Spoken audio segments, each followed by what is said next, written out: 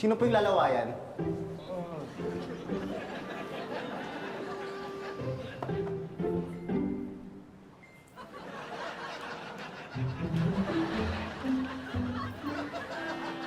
Ito na lahat yon.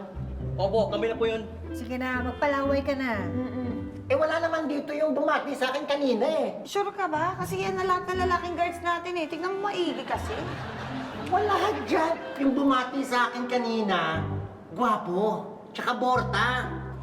Ah, baka si Sakay po yung hinahanap yung gwapo. Wala na po yun. Last day niya kanina. Nadistino na sa ibang kumpanya.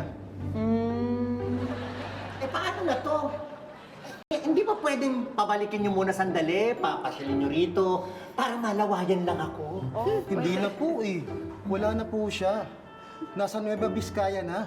Eh paano na yon? Sir, ako na lang po. Sana po akong mamutumangan na uusog. Paano sanay? Kasi sir, kahit hindi po ako makausog, nakakagamot po yung laway ko. Kaya ako na lang po yung lalaway sa inyo. Ayun pala eh. Ay hindi. Ayoko.